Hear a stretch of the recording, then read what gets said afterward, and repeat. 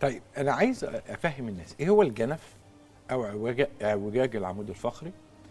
ازاي الاسره تكتشف هذا الامر؟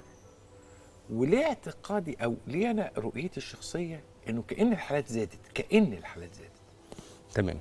هو جنف يعني ميلان، مم. فهو الجنف العمود الفقري يعني ميلان العمود الفقري. فهو المفروض العمود الفقري عباره عن فقرات فوق بعضها، واحده فوق الثانيه.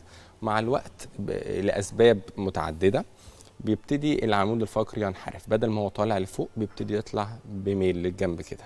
وطبعا البني ادم عشان يقدر يقف مظبوط لازم العمود الفقري يظبط نفسه تاني، فيرجع يعمل كومبنساتوري كيرف، فيميل يمين وبعد كده يقوم راجع شمال تاني، فيبقى رايح يمين شمال. وفي بعض الحالات بيبقى رايح يمين شمال ويقوم راجع تاني.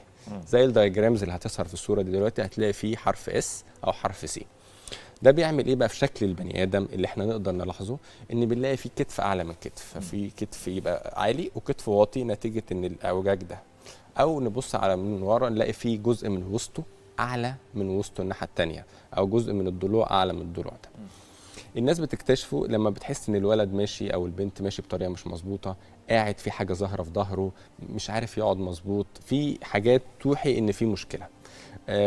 في تيست ممكن يعملوه في البيت بحيث ان هو يقدر يقيم لو في اي درجه من الاعوجاج ولا لا. بيبقى واقف الاب او الام ورا الطفل، ويخليه ياخد زي وضع الركوع كده، يعني يوطي لقدام كده وايده في الهواء وظهره مفرود، ويبص عليه من ورا.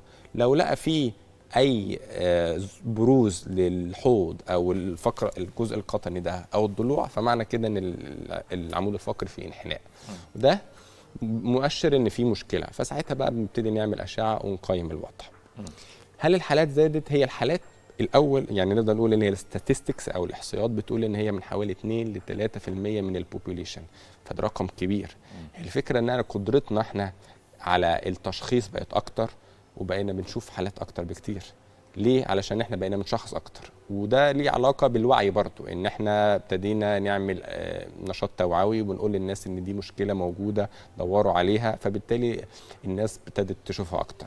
لكن النسبه لا زالت ثابته مقارنه بال50 سنه اللي فاتت، لكن احنا قدرتنا على البيك اب او اللي احنا نلقطها بسرعه بقت اكتر، ودي حاجه كويسه.